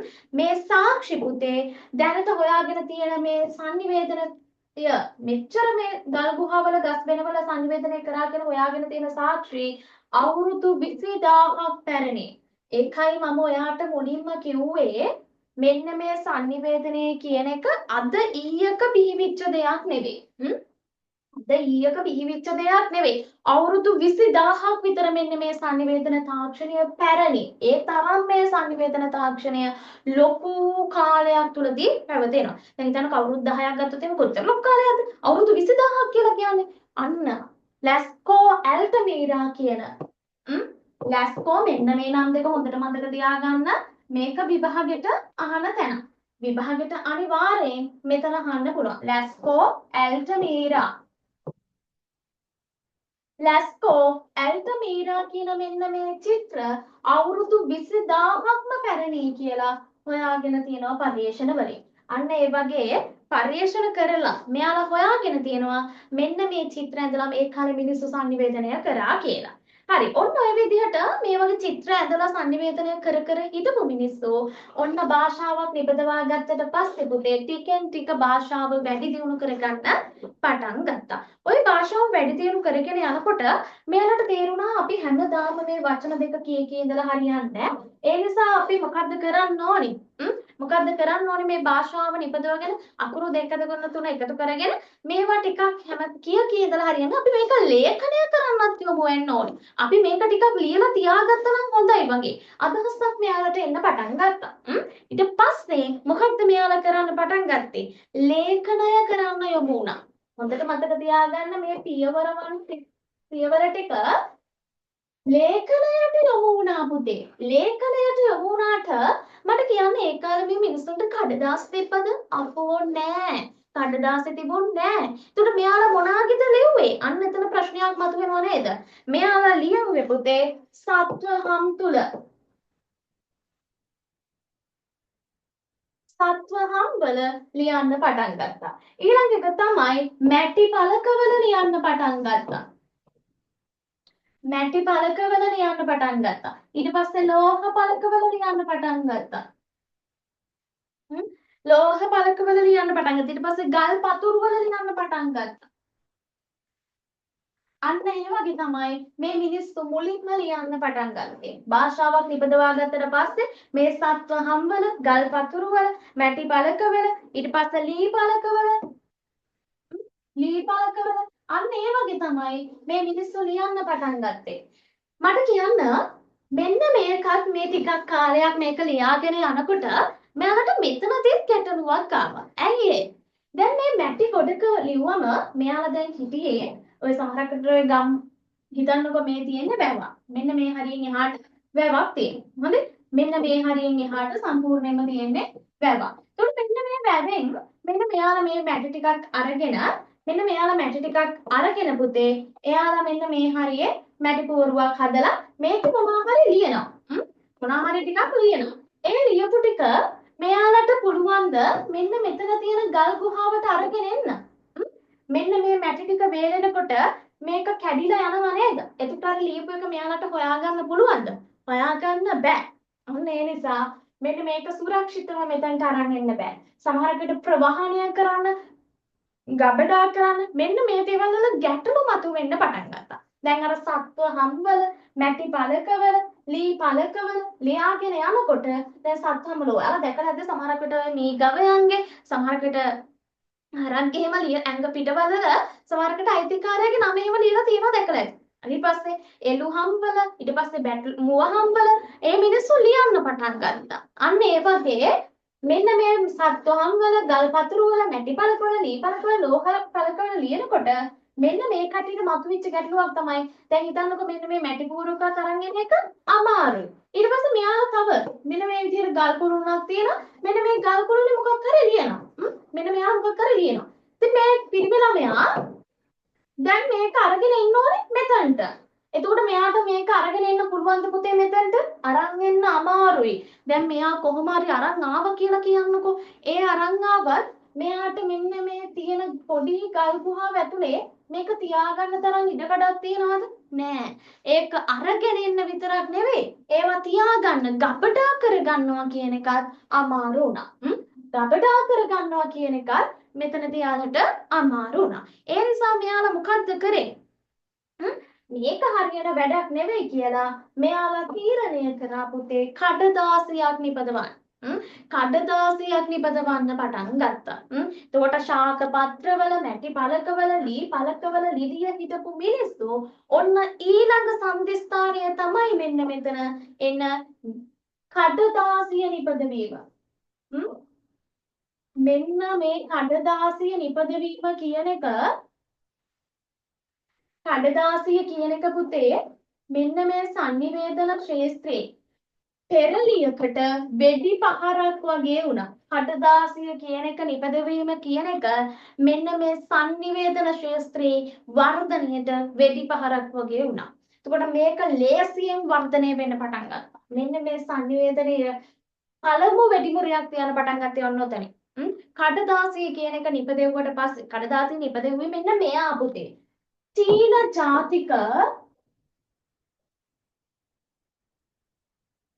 චීන ජාතික අපි මෙයාට කියනවා සයිලෝන් කියලා. සයිලෝන් කියලා කියනවා. මෙයාට සයිලූන් කියලා කියනවා. හොඳේ? සයිලූන් කියලා කියනවා. සයිලෝන් එහෙම නැත්නම් සයිලෝන්. අන්න ඒ නම වලින් චීන ජාතික සයිලෝන් තමයි පුතේ මෙන්න මේ කඩදාසිය නිපදවන්න පටන් ගත්තේ. චීන ජාතික සයිලෝන් තමයි මෙන්න මේ කඩදාසිය කියන එක නිපදවන්න පටන් ගත්තේ. මෙයා කඩදාසිය නිපදවුවට පස්සේ පුතේ ඔන්න අර ලේඛනය කර හිටපු ගල් පතුරු වල සත්වහම් වල මැටි පළකවල ලී පළකවල මෙන්න මේ ලිලිය හිටපු මිනිස්සු මේ කඩදාසි වල ලියන්න පටන් ගත්තා. මේ කඩදාසි වල ලියන්න පටන් ගත්තට පස්සේ තමයි පුතේ මෙන්න මේ sannivedana ක්ෂේත්‍රයේ ලස්සන වෙනසක් වෙන්න පටන් ගත්තා. තේරුණාද? එතකොට මෙන්න මේ මැටි පළකවල කඩදාසි වල ලියන්න පටන් ගත්තට පස්සේ මැටි පළවල ලිලිය හිටපු මිනිස්සු මේ කඩදාසි වල ලියන්න පටන් ගත්තට පස්සේ ඔන්න එයාලට මේ දේවල් සුරක්ෂිතව තියාගන්න පුළුවන් වුණා. කඩදාසි වල ලියුවට පස්සේ එයාලට ප්‍රවාහණය කරන්න ලේසි, ගබඩා කරන්න ලේසි. අන්න sannivedana ක්ෂේත්‍රයේ වර්ධනය වෙන්න පටන් ගත්තා. ඊට පස්සේ මුද්‍රණ යන්ත්‍ර බිහි වෙන්න පටන් ගත්තා. ගුවන් විදුලි බිහි වෙන්න පටන් ගත්තා. රූපවාහිනී බිහි වෙන්න පටන් ගත්තා. අන්න ඒ විදිහට පුතේ අද වෙනකොට තාක්ෂණයේ සමාජ මාධ්‍ය නව මාධ්‍ය අන්තර්ජාල මෙන්න මේ පහසුකනුත් එක්ක අද වෙනකොට sannivedana තාක්ෂණය කියන එක දියුණු වෙලා තියෙන. අන්න ওই විදිහට තමයි මෙන්න මේ sannivedanaya කියන එක ආපු ගමන්මග. මුල් කාලේදී මිනිස්සු අර ෆෝන් එකක්වත් අතට නැතුව අපේ කාලේ අතන සීලා කියනව නේද? උඹලට ඔය අද වෙනකොට ෆෝන් දෙකක් තිබ්බට අපේ ඒ කාලේ එක ෆෝන් එකක්වත් තිබුණේ නැහැ. ගමටම තිබ්බ එක ෆෝන් එකයි. සමහරකට ගමටම තිබ්බ එක ටීවී එකයි. එහෙම අහලා ඇතිනේ. එතකොට ඊට කලින් මිනිස්සු මානව වර්ගය මුල්ම කාලේදී ඔය මොකක්වත් තිබුණේ නැහැ. ආච්චිට කියන්න ආච්චි ඔයාට ඒකවත් තිබුණා. හැබැයි ඊට කලින් මානවයට එහෙමවත් තිබුණේ නැහැ. අන්න එතකොට මෙන්න මේ කඩදාසිය හොයාගත්තට පස්සේ පුතේ මුද්‍රණයන්ට බිහි වෙලා ඊට පස්සේ තව සමාජ මාධ්‍ය නව මාධ්‍ය බිහි වෙන පටන් ගමන් ගුවන් විදුලි රූපවාහිනී බිහි වෙලා අද වෙනකොට මේ sannivedana තාක්ෂණයේ මිනිසාට නැතුවම බැරි දෙයක් බවට පත් වෙලා තියෙනවා. එතකොට ඒක තමයි අපි ෆෝන් එක උනත් කොහෙවත් දාලා යන්න බය. ඇයි? ඒ තරමට මේ දේවල් අපිට අද ළඟයි. මාධ්‍ය කියන එක ලං වෙලා තියෙනවා. sannivedana කියන එක ලං වෙලා තියෙනවා. එතකොට නැතුවම බැරි දෙයක් බවට අද වෙනකොට මේ sannivedana තාක්ෂණය පත් වෙලා තියෙනවා. ඒ පත් වෙච්ච එක අපිට බලපාලා තියෙනවා. sannivedanaya කියන එක අපිට බලපාලා තියෙනවා. මිනිස්සුන්ව හොඳ පැත්තට වෙනස් කරන්නත් නරක පැත්තට වෙනස් කරන්නත් මෙන්න මේක එක හේතුවක්. තේරුණාද පුතේ? ඒ නිසා මේ sannivedanaya කියන එක අපි පාවිච්චි කරනකොට හරි ලස්සනට මේක පාවිච්චි කරන්න ඕනේ. අන්න ඒ නිසා තමයි මේ මිනිස්සු මේක නරක පැත්තට පාවිච්චි කරන නිසා තමයි මේ sannivedanaya කියන එක උගන්වන්න ඕනේ. මේක මිනිස්සුන්ට කියා දෙන්න ඕනේ කියන එක මේ මිනිස්සුන්ට එන්න පටන් ගන්නවා. අන්න ඔය විදිහට තමයි පුතේ මේ sannivedana තාක්ෂණය කියන එක මිනිස්සුන්ට උගන්වන්න ශාස්ත්‍රීය විෂයක් විදිහට එන්න පටන් ගන්නවා. එතකොට මෙන්න මේ sannivedanayak ශාස්ත්‍රීය විෂයක් විදිහට මේක උගන්වනවා නම් ඇයි මේක උගන්වන්නේ? මොකද්ද මේක උගන්වන එකේ අරමුණ කියන එක අපිට මතුවෙනවනේ. ඇයි අපි මේක උගන්වන්නේ? ඇයි අපි මේක ඉගෙන ගන්නෙ කියන එක මතුවෙනවද නැද්ද? අනිවාර්යයෙන්ම මතුවෙනවා. අපි ඉගෙන ගන්නවා නම් මොකක් වෙනුවෙන්ද අපි මේක ඉගෙන ගන්නෙ කියන එක මතුවෙනවා. අන්න ඒ නිසා හරි ඒ විදිහට දැන් මේ මිනිස්සුන්ට මේක ඉගෙන ගන්නවා නම් මේ මිනිස්සුන්ට මතුවෙන ගැටලුව තමයි ඇයි අපි මේක ඉගෙන ගන්නෙ? ඇයි අපි මේක උගන්වන්නේ? ඇයි අපි මේක ඉගෙන ගන්න ඕනේ කියන එක මතුවෙනවා. එතකොට sannivedana අධ්‍යයනයේ ප්‍රධානම අරමුණ අරමුණ තමයි පුතේ sannivedanaya ශාස්ත්‍රීය විෂයක් විදිහට ඉගෙන ගන්න එකේ ප්‍රධානම අරමුණ තමයි මානව අත්දැකීම් වල කේන්ද්‍රීය සාධකයක් විදිහට sannivedanaya කොහොමද ක්‍රියාත්මක වෙන්නේ කියන එක අධ්‍යයනය කරනවා. හිතන්නකෝ මේ ඉන්නේ මානවයා. මේ ඉන්නේ මානවයා. මං අඳින්නම්කෝ මේ ඉන්නේ ඔයා. එතකොට මේ තියෙන්නේ සමාජය. මේ තියෙන්නේ සමාජය. මෙන්න මේ තියෙන සමාජයේ මේ මිනිස්සු ඕනි තරම් ප්‍රමාණයක් ඔයාට හම්බ වෙනවා. මේ ඉන්න මිනිස්සු ඕනි තරම් ප්‍රමාණයක් ඔයාට හම්බ වෙනවා. මේ ඉන්න මිනිස්සු ඕනි තරම් ප්‍රමාණයක් ඔයාට හම්බුනාම මේ මිනිස්සුත් එක්ක ඔයා එදිනදා ජීවිතේදී ගනුදෙනු කරනවා. අම්මා එක්ක තාත්තත් එක්ක යාළුවොත් එක්ක ගුරුවරුන්ත් එක්ක කඩේ මුදලාලිත් එක්ක බස් එකේ කොන්තරත් එක්ක ගොන්දස්තර එක්ක මෙන්න මේ විවිධාකාර මිනිස්සුත් එක්ක ඔයාට සමාජයේ ගනුදෙනු කරන්න වෙනවා. මේ ආත් එක්ක ගනුදෙනු කරද්දී ඔයාට කතා බහ කරන්න වෙනවද නැද්ද? අනිවාර්යයෙන්ම කතා බහ කරන්න. ඔයාට අම්මත් එක්ක කතා නොකර ඉන්න බෑ. අපි කොච්චරවත් හිතුවට අපිට කවුරුවත් ඕනේ නැහැ. අපිට තනියම ඉන්න පුළුවන්, කතා බහ නොකර ඉන්න පුළුවන් කියලා බෑ. අපිට කතා බහ කරන්න වෙනවා අනිතයත් එක්ක. කඩේට ගිහිල්ලා මොකක් හරි බඩුවක් ගන්න ඕනේ නම් අපිට මුදලාලිත් එක්ක කතා කරන්න වෙනවද නැද්ද? කතා කරන්න වෙනවා. ඒතර අපි කඩේ ඉස්සරහට ගිහින් හිටන් හිටිය කියලා අපිට අවශ්‍ය දේවල් හම්බ වෙනවද? එහෙම හම්බෙන්නේ නැහැ නේ පුතේ. ඒ නිසා මතක තියාගන්න අපිට මේ මානව අත්දැකීම් වල අත්දැකීම් කියලා කියන්නේ සංදේශය මොකක් හරි දෙයක් කාට හරි කියද්දි කාත් එක්ක හරි හෝමාරු කරගද්දි ඒ දේවල් බෙදාගද්දි මෙන්න මේ sannivedanaya කියන එක අපිට අනිවාර්යයෙන්ම වැදගත් වෙනවා කියන එක මතක තියාගන්න. එතකොට මෙන්න මේ sannivedanaya කියන එක අත්දැකීමක් විදිහට ගත්තොත් එහෙම මිනිස්සු මේ අත්දැකීම් ලබන්න sannivedanaya කියන එක වැදගත් වෙනවා ප්‍රයෝජනවත් වෙනවා කියන එක මෙන්න මේ sannivedana අධ්‍යයනය කරන එකේ ප්‍රධානම අරමුණ තමයි. එතකොට මොකද්ද අරමුණ? මානව අත්දැකීම් වල කේන්ද්‍රීය සාධකයක් විදිහට sannivedanaya කොහොමද ක්‍රියාත්මක වෙන්නේ කියන එක අධ්‍යයනය කරන එක තමයි sannivedana අධ්‍යයනයේ ප්‍රධානම අරමුණ වන්නේ. එතකොට මෙන්න මේ විදිහට මිනිස්සු මේ sannivedana අධ්‍යයනය කරන්න පටන් ගත්තේ පුතේ 20 වන සියවසේ මුල් භාගයේදී 20 වන සියවසේ මෙන්න මේක මතක තියාගන්න ඕනේ. මෙන්න මේක විභාගෙට අහන්න වෙනවා. 20 වන සියවසේ මුල් භාගයේදී මේක විභාගෙට අහන තැන හොඳට මතක තියාගන්න 20 වන සියවසේ මුල් භාගයේදී තමයි මේ sannivedanaya කියන එක අධ්‍යයනය කරන්න ශාස්ත්‍රීය වශයෙන් අධ්‍යයනය කරන්න පටන් ගත්තේ. 20 වන සියවසේ මුල් භාගයේදී තමයි මේ sannivedanaya කියන එක අධ්‍යයනය කරන්න පටන් ගත්තේ. එතකොට මේ අධ්‍යයනය කරන්න පටන් ගන්න මේ sannivedanaya කියන එක ආරම්භෙන්න පටන් ගන්න පුතේ මෙන්න මේ වගේ තැනකින්. ඔයාලා දන්නවා කාර්මික විප්ලවය කියලා තිබ්බා. අපේ කාර්මික විප්ලවය ඊට පස්සේ පළවෙනි ලෝක යුද්ධය දෙවෙනි ලෝක යුද්ධය ඔයාලා දන්නවනේ. පළවෙනි ලෝක යුද්ධය තිබුණා දෙවෙනි ලෝක යුද්ධය තිබුණා. ඊට පස්සේ කාර්මික විප්ලවයක් තිබුණා. කාර්මික විප්ලවයත් එක්ක මුළු ලෝකෙම පුතේ sannivedana තාක්ෂණය කියන එක දියුණු වෙලා ගියා. ඊට පස්සේ පළවෙනි ලෝක යුද්ධය ආවා දෙවෙනි ලෝක යුද්ධයත් ආවා. මෙන්න මේ දේවලුත් එක්ක sannivedana තාක්ෂණයේ අවශ්‍යතාවය මිනිස්සුන්ට වැදගත් වුණා. ඒකට තාක්ෂණය කියන එක sannivedanaya කියන එක මේ යුද්ධවලදී නැතුවම බැරි දෙයක් වුණා. හිතන්නකෝ රටවල් දෙකක් අතර යුද්ධයක් වෙනකොට ඒ රටවල් වල මිනිස්සු sannivedanaya නොකර එයාලට අනිත් රටවල් එක්ක ගනුදෙනු කරන්න පුළුවන්ද? රටේ මිනිස්සුත් එක්ක මෙහෙවන්න පුළුවන්ද? තොරතුරු එහෙම කියන්න පුළුවන්ද? එහෙම බෑ. ඒ නිසා මේ sannivedana තාක්ෂණය කියන එක වැදගත් කියන එක මේ මිනිස්සුන්ට තේරුණා. ඒ නිසා මෙයාලා මොකද්ද කරේ? කාර්මික විප්ලවයේ පළවෙනි ලෝක යුද්ධයේ දෙවෙනි ලෝක යුද්ධයේ වගේ තියෙනකොට මේ යුද්ධ කාලවල වලදී මෙයාලා sannivedanaya කරන්න පටන් ගත්තේ මෙන්න මේ විදිහට. ඒ මිනිස්සුන්ට මුලින්ම පුතේ දැන් අදනේ අපි මේ ජනමාධ්‍ය කියලා කියන්නේ ජනමාධ්‍ය වෙන්න කලින් මේක හැඳින්වුවේ යුද මාධ්‍ය කියලා. ඔය පළවෙනි ලෝක යුද්ධය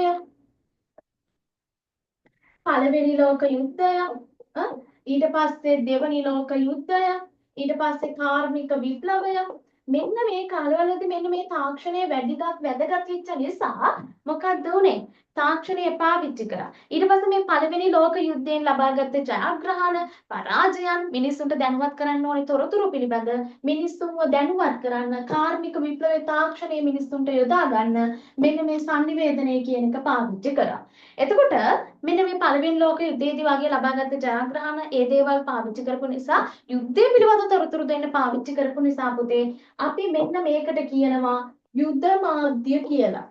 යුද්ධය පිළිබඳව මුල් කාලේම මෙන්න මේකෙන් තොරතුරු දුන්නේ යුද මාධ්‍ය කියලා කියනවා. ඊට පස්සේ මේ යුද්ධය ඉවර වුණා. පළවෙනි ලෝක යුද්ධය, දෙවෙනි ලෝක යුද්ධය ඉවර වුණා. යුද්ධය ඉවර වුණාට පස්සේ තමයි මෙයාලට කල්පනා වුණේ දැන් මේක අපිට යුද්ධ කාලවලදී මෙච්චර ප්‍රයෝජනවත් වුණා. දැන් අපි යුද්ධය ඉවර වුණාට පස්සේ මේක අයින් කළා දාන එක වැඩක් වෙන්නේ නැහැ. අපිට මේක පාවිච්චි කරන්න පුළුවන් නේද අපේ වැඩවලට? අපිට මිනිස්සුන්ව මෙහෙවන්න රට මෙහෙවන්න රටේ මිනිස්සුන්ට දැනුවත් කරන්න අපිට මේ දේවල් පාවිච්චි කරන්න පුළුවන් නේද? ඒ වගේම තමයි මේ යුද්ධයෙන් සමහරක් වෙලාවට ගම් පිටින් විනාශ වෙලා එක මිනිස්සෙක් විතරක් ඉතුරුලා. ඒ ඉතුරු වෙච්ච මිනිස්සට කොච්චර පීඩනයක් දැනෙනවද නැතිද? අන්න ඒ නිසා මෙයාලට සිද්ධ වුණා පුතේ මේ මාධ්‍ය මිනිස්සුන්ගේ මනස ආපහු යථා තත්වයට ගේන්න මිනිස්සුන්ව ආපහු නැගිටවන්න වැටිච්ච තැනින් නැගිටවන්න මේ මාධ්‍යයෙන් පාවිච්චි කරා. අන්න ඒ නිසා මෙයාලා මේ මාධ්‍ය කියන එක ජනයා වෙනුවෙන් පාවිච්චි කරා. ජනයා වෙනුවෙන් පාවිච්චි කරපු කියන එක තේරුණා. යුද්ධය පිළිබඳ තොරතුරු දෙන්න පාවිච්චි කරපු නිසා මේකට ඒ කාලෙදි කිව්වේ යුද මාධ්‍ය කියලා. ඊට පස්සේ ජනයා වෙනුවෙන් පාවිච්චි කරමු කියලා තීරණය වෙලා ජනයා වෙනුවෙන් පාවිච්චි කරාට පස්සේ තමයි පුතේ ජනමාධ්‍ය කියන සංකල්පය ආවේ. දැන් ඔයාලා අද ජනමාධ්‍ය කියන එක අහනවානේ ඕනේ තරම්. එතකොට මුල් කාලෙදි තිබ්බේ පුතේ යුද මාධ්‍ය. යුද්ධ මාධ්‍යයෙන් පස්සේ තමයි මේ ජනමාධ්‍ය කියන සංකල්පය ඇවිල්ලා තියෙන්නේ. තේරුණා නේද ජනමාධ්‍ය කියන එක හැදිලා තියෙන්නේ කොහොමද කියලා? මෙච්චර කල් දැනන් හිටියේ නෑ නේද? ඔන්න මම ඔයාට එක කියලා දුන්නා. එතකොට ජනමාධ්‍ය කියන සංකල්පය හැදුනේ අන්න ඒ විදිහට. ජනමාධ්‍ය ඔන්න ඔය විදිහට බිහි වෙනකොට මිනිස්සුන්ට මේ මාධ්‍ය කියන එක සමහරක් වෙලාවට එයාලට පුදුම දෙයක් බවට පත් වුණා. දැන් අපිට අලුත් ෆෝන් එකක් හම්බුනාම වගේ එයාලටත් මොකද්ද උනේ? අන්න අලුත් ෆෝන් එකක් හම්බෙලා එයාලා ඊළඟට කරන්න පටන් ගත්ත දේ තමයි මේ ටීවී එක ඉස්සරහටම වෙලා, රේඩියෝ එක ඉස්සරහටම වෙලා, ඊට පස්සේ ගුවන් මේ පුවත්පතක් දිහා බලන්න උදේ ඉඳන් රෑ වෙනකම් මේ දේවල් අමුතුයි. අමුතු අත්දැකීම. අන්න ඒ වගේ ඉන්න පටන් ගත්තා.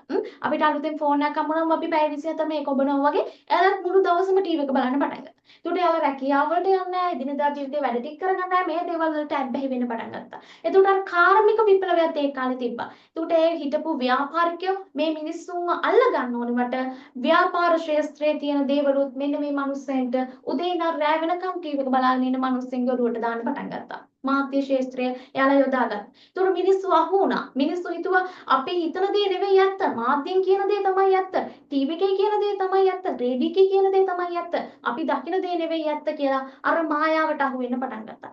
ඊට පස්සේ තමයි පුතේ මේ විද්‍යාඥයෝ කල්පනා කරේ මේක හරියන වැඩක් නෙවෙයි. මේව ගැන මිනිස්සුන්ට බලපෑම් වැඩි දැන් මිනිස්සු බොරුවට මේ මායාවලට අහු වෙනවා. මේ දේවල් ඇත්ත කියලා හිතනවා. මේ මිනිස්සු අත්හදා බලන් යනවා. ලොකු විනාශයක් වෙන්න යන්නේ. ඒ නිසා අපි මේ sannivedanaya ගැන පරිශන කරන්න ඕනේ, අධ්‍යයනය කරන්න ඕනේ කියලා මෙයාලා අධ්‍යයනය කරන්න පටන් ගන්නවා.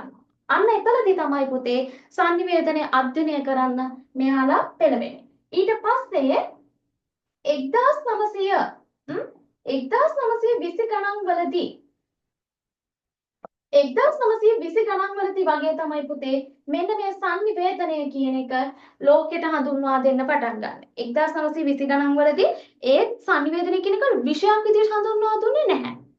සමාජ විද්‍යාව, දේශපාලන විද්‍යාව, මනෝවිද්‍යාව අන්න ඒ වගේ විෂයන් වලදී තමයි පුතේ මෙන්න මේ sannivedanaya කියන එක අන්තර්ගත වෙලා තිබුණේ. දේශපාලන විද්‍යාව, මනෝවිද්‍යාව, සමාජ විද්‍යාව අන්න ඒ වගේ විෂයන් තුල තමයි මෙන්න මේ sannivedanaya කියන එක මුල් කාලීනව තිබ්බේ. දේශපාලන විද්‍යාව ඊට පස්සේ මනෝවිද්‍යාව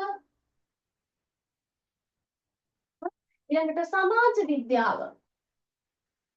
අන්න ඕවගේ විෂයන් වල තමයි පුතේ මේ sannivedana කියන එක මුල් කාලීනව තිබේ. එතකොට විෂයක් විදිහට sannivedana කියන වෙනම විෂයක් විදිහට බිහි වෙලා තිබුණේ නැහැ. එතකොට මේ දේශපාලන විද්‍යාව තුළ බලනකොට දේශපාලනය කරන්න නම් නායකයෙක්ට sannivedana කරන්න අවශ්‍ය වෙනවද නැද්ද?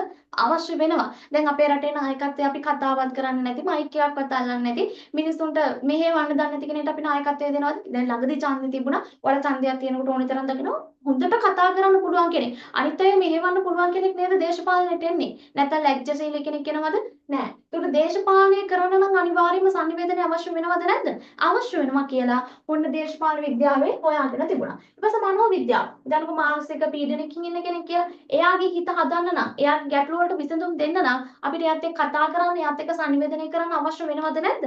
අනිවාර්යයෙන්ම අවශ්‍ය වෙනවා. ඒ නිසා මනෝවිද්‍යාව තුලත් sannivedana ඕනි කියන එක හොයාගෙන තිබුණා. ඊළඟ එක තමයි සමාජ විද්‍යාව. සමාජයක් හැඩගැහෙන්න නම් සමාජයක් මෙහෙවන්න නම් අනිවාර්යයෙන්ම මේ sannivedana කියන එක ඕනි කියන එක හොයාගෙන තිබුණා. අන්න ඒ වගේ පුතේ 1920 ගණන් වලදී මෙන්න මේ විශේෂ ක්ෂේත්‍රයන් තුල තිබ්බ sannivedana ඊළඟට ඔය සමාජ විද්‍යාඥයෙක් වෙච්ච චාල්ස් කෝලි සමාජ විද්‍යාඥයෙක් වෙච්ච චාල්ස් හෝටන් කෝලි කියලා කියනවා. චාල්ස් හෝටන් කෝලි මෙන්න මේ සමාජ සංවිධානය කියන පොතේ මෙන්න මේ sannivedana ගැන අර විදිහට සඳහන් කරලා තිබුණා. ඊළඟට තමයි පුතේ දේශපාලන විද්‍යාඥයෙක් වෙච්ච වෝල්ටර් ලිප්මාන්.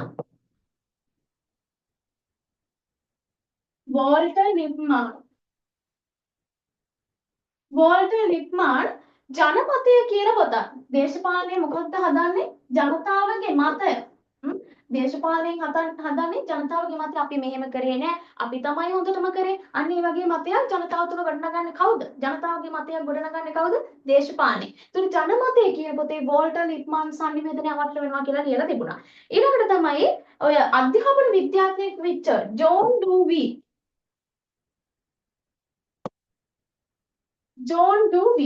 ජනතාව සහ ඔවුන්ගේ ගැටලු.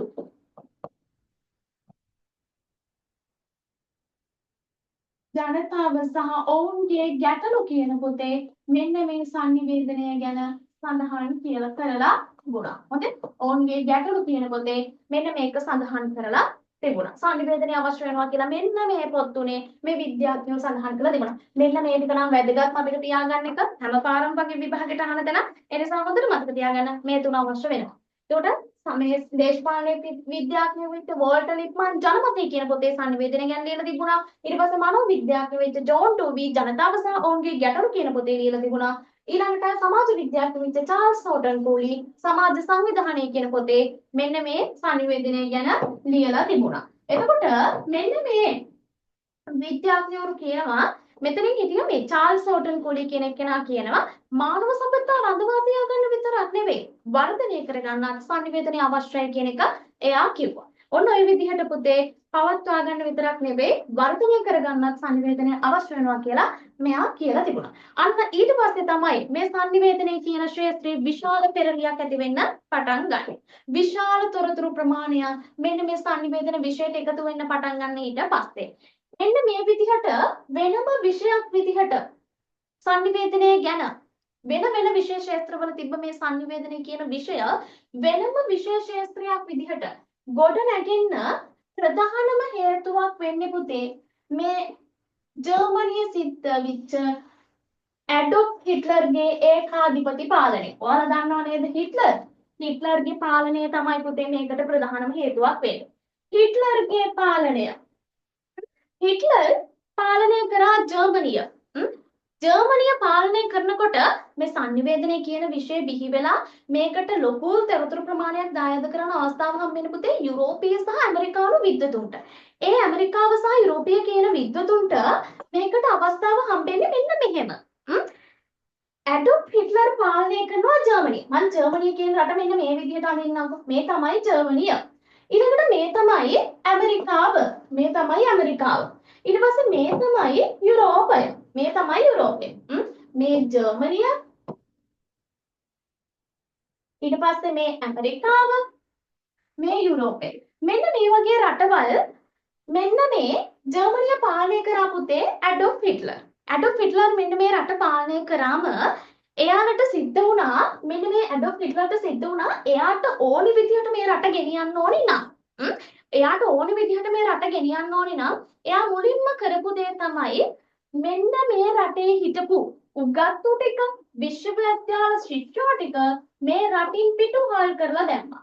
උගත්තුයි විශ්වවිද්‍යාල ශිෂ්‍යයෝ මහාචාර්යවරු විද්‍යාඥවරු උගත්තු ටික මේ රටින් පිටුවහල් කරා. උගත්තු ටික මේ රටින් අයින් කරාට පස්සේ මේ රටේ ඉතුරු වෙන්නේ කවුද? අර සාමාන්‍ය දැනුමක් තියෙන මිනිස්සු. ඒ රටේ හිටපු ඒ සාමාන්‍ය දැනුමක් තියෙන මිනිස්සු මෙයාලව අල්ලේ නටවන්න ලේසිද නැද්ද හිට්ලර්ට? ලේසි. එයාලව පාලනය කරන්න ලේසි. හැබැයි උගත්තු මේ රටේ ඉන්නකන් එයාට ගෙනියන්න ලේසිද පාලනේ? ගෙනියන්න ලේසි නෑ. ඒ නිසා එයාලා මොකද්ද කරේ? එයාලා කරපු දේ තමයි මෙන්න මේ රටෙන් උගත්තු ටික ටක් ගන්නකොට අයින් කරා. එතකොට අර ඉතුරු වෙන්නේ සාමාන්‍ය පිරිසක්. එයාලව අල්ලේ නටවන්න ලේසි. එයාලා හිටියට කමන්න එයාලා වහල්ලු වගේ වැඩ කරගන්න පුළුවන්. හැබැයි මෙන්න මේ උගත්තු ටික මොකද්ද කරේ? එයාලට දැනුම තියෙනවා. එයාලට ඕනි තරම් මේ රටවල් යාලව ගන්න සූදානම් වෙලා තිනවා. එයාලා මොකද්ද කරේ? උඹලට අපි වෙපා නම් අපි අපිට වටිනාකමක් දෙන තැන් වලට යනවා කියලා අන්න එයාලා ගියා මේ ඇමරිකාව සහ යුරෝපීය කියන රටවල් වලට පුතේ. ඒ රටවල් වලට ගිහිල්ලා ඒ රටවල් වලින් මෙයාලව බාරගත්තා. ඔයාලා අපිට වැඩි නෑ එන්න කියලා මෙන්න මෙයාලව බාරගත්තා. ඊට පස්සේ මෙයාලට කිව්වා ඔයාලා එන්න අපිට ඔයාලව වැඩි නෑ එන්න ඔයාලා අපිට ඔයාලා ඕනි කරන සැප පහසුකම් වලට දෙන්න ඔයාලා ඉල්ලන කරන දේවල් වලට දෙන්න ඕනි තරම් මුදල් වලට දෙන්න හැබැයි ඔයාලා මෙන්න මේ දේ අපි වෙනුවෙන් කරන්න ඕනි කියලා කිව්වා මොකක්ද සංනිවේදනය කියලා එකක් තියෙනවා අන්න ඒක ගැන තොරතුරු හොයලා දෙන්න ඕනි ඒක ගැන අපිට කියලා දෙන්න ඕනි කියලා කිව්වා අන්න එතකොට මොකක්ද උනේ මෙන්න මේ විද්‍යාඥයන්ට එයාලට දැන් අවශ්‍ය වටිනාකමක් වුණා. එයාලට හැමදේම හම්බෙනවා. එයාලා කරේ ඒ රටවල් වලට ගිහිල්ලා පර්යේෂණ කරන්න පටන් ගත්තා. සංනිවේදනය කියන්නේ මොකක්ද කියලා. පර්යේෂණ කර මෙන්න මේ සංනිවේදනය කියන එකට තොරතුරු එකතු කරන්න පටන් ගත්තා. අන්න එහෙම තමයි පුතේ මේ ඇමරිකාව සහ යුරෝපීය කියන රටවල් වලට මේ සංනිවේදනය කියන විෂයට විශාල තොරතුරු ප්‍රමාණයක් එකතු කරන්න අවස්ථාව හම්බෙන්නේ. එතකොට ඔන්න ඔය විදිහට තමයි මේ සංනිවේදනය කියන විෂයට තොරතුරු එකතු වෙන්නේ. එන්නේ ඒ කාලෙදී මෙන්න මේ තොරතුරු එකතු වුණාට පස්සේ තමයි සංනිවේදන විද්‍යුතුන් ලෝකේ බිහි වෙන්න පටන් ගත්තා. ලෝකේ බිහි වෙච්ච පළවෙනි සංනිවේදන විද්‍යුතුන් තමයි හැරඩී ලැස්වෙල්. මෙන්න මේ පැත්තේ රටවල් වලින් බිහි වෙච්ච සංනිවේදන විද්‍යුතුන් තමයි හැරඩී ලැස්වෙල්. ඊට පස්සේ කර්ට් ලෙවින්, පෝල් එෆ් ලැසාස්වෙල්, ඊට පස්සේ කර්ට් අයිවර් හවුලන්ඩ්, විල්බර් ෂාම්, ඊට පස්සේ ජෝර්ජ් ෂාබිනර්, ක්ලෝඩ් ෂැනන්, බොරන් බීවර් මෙන්න මේ වගේ කට්ටිය තමයි මේ රටවල් වලින් බිහි වෙච්ච අය. ඒ අය බිහි වෙලා ඔන්න සංනිවේදන මෙතන හිටියා 1000 මේ විල්බර් ෂාම් කියන කෙනෙක්. මෙතන හිටියා විල්බර් ෂාම් කියලා කෙනෙක්. එයා තමයි 1940 දී 1940 දශකයේදී සංනිවේදනය කියන එක ස්ථාපිත කරන්න පටන් ගන්නෙ. සංනිවේදනය කියන එක සමාජ විද්‍යාව, දේශපාලන මනෝවිද්‍යාව වගේ විෂයක් විදිහට වෙනම විෂයක් විදිහට ස්ථාපිත කරන්න පටන් ගන්නෙ විල්බර් ෂාම් 1940 දී. හරි? විල්බර් ෂාම් තමයි පුතේ පටන් ගන්නෙ මෙන්න මේක ස්ථාපිත කරන්න. අන්න ඒ නිසා තමයි මෙන්න මෙයා සංනිවේදනයේ පියා විදිහට අඳුරගන්නේ. ඒ නිසා තමයි මෙයා සංනිවේදනයේ පියා විදිහට අඳුරගන්නේ. විල්බර් ෂාම් මතක තියාගන්න සංනිවේදනයේ පියා කවුද? විල්බර් ෂාම්. විල්බර් ෂාම් තමයි සංනිවේදනයේ පියා. ඒතර මෙයා ඇවිල්ලා සංනිවේදනයේ පියා විදිහට මේ සංනිවේදනය කියන විෂය වෙනම විෂයක් විදිහට ස්ථාපිත කරනවා. ඒ විතරක් නෙවෙයි විශ්වවිද්‍යාල වලට නව පර්යේෂණ ආයතන හඳුන්වා දෙනවා. සංනිවේදනය ගැන පර්යේෂණ කරනවා. මෙයා සංනිවේදනයේ පියා විදිහට හඳුන්වන්න තව හේතුවක් තමයි මෙයා තමයි පළවෙනි පර්යේෂණය කරේ සංනිවේදනය ගැන. ඒ තමයි පුතේ මේ රූපවාහිනිය දරුවන්ට කොහොමද බලපාන්නේ කියලා. රූපවාහිනිය දරුවන්ට කොයි ආකාරයෙන්ද බලපාන්නේ කියන එක තමයි මෙයා කරපු පර්යේෂණය. එතකොට මේ පර්යේෂණ මෙයා හොයා ගන්නවා රූපවාහිනියේ දරුවන්ට බලපාන විදි සහ රූපවාහිනිය දරුවන්ට බලපාන්නේ කොහොමද මේ දේවල් බලපාන්න හේතු මොනවාද කියන එක මෙයා හොයාගන්න. ඒකට ඒ විතරක් නෙමෙයි විශ්වවිද්‍යාලයට නව අධ්‍යනාංශ ආරම්භ කරලා දෙනවා. ඊට පස්සේ මේ දේවල් උගන්වන්න පටන් ගන්නවා. ලෝකයේ පළවෙනියටම සංනිවේදනය කියන එක උගන්වපු විශ්වවිද්‍යාලය තමයි පුතේ ඇමරිකාවේ ඉලිනොයිස් විශ්වවිද්‍යාලය. ඉලිනොයිස් මෙන්න මේ නම මතක තියාගන්න MCQ අහන්න පුළුවන්. ඉලිනොයිස් විශ්වවිද්‍යාලයේ තමයි ලෝකයේ පළවෙනියට සංවේදනය කියන එක උගන්වන්න පටන් ගන්නේ. ඒ විදිහට සංවේදනය කියන එක උගන්වලා අර මං කිව්වා වගේම විල්බර් ෂාම් සංවේදනය කියන පිළිබඳ පරිශීලනයක් කරනවා. ඒක තමයි රූපවාහිනී දරුවන්ට කොහොමද බලපාන්නේ කියලා. ඒකෙන් එයා හොයා ගන්නවා රූපවාහිනිය දරුවන්ට බලපාන්න එක හේතුවක් තමයි නිතරම දෙමව්පියන්ත් එක්ක රණ්ඩු වෙනවා දරුවන්.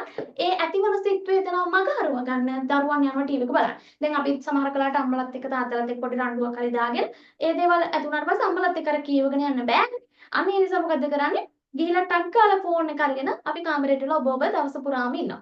අන්න ඒ කාලේ ළමයිට ෆෝන් තිබුණේ එයාලට තිබි ටීවී එක. එයාලා මොකද්ද කරේ? ටීවී එක බලාගෙන ඉන්න පටන් ගත්තා.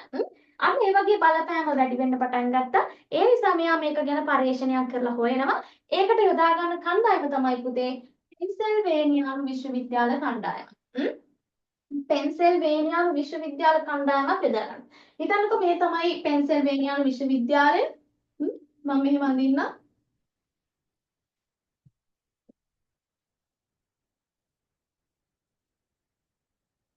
මේ තමයි පෙන්සිල්වේනියානු විශ්වවිද්‍යාලය. මේකෙන් කණ්ඩායම් දෙකක් ගන්නවා. මේ කණ්ඩායමට කියනවා සහ මේ කණ්ඩායමට කියනවා වැඩ දෙකක්. මේ කණ්ඩායමට කියනවා ඔයාලා ගිහිල්ලා තව ළමයි ටිකක් හොයාගන්න. මෙයාලට කියනවා ඔයාලා තව ළමයි ටිකක් හොයාගන්න. ළමයි 300ක් හොයාගන්න කියලා කියනවා. ඊට පස්සේ මෙතන ඉන්න අයට කියනවා ගැටුම් සහිත ගැටුම්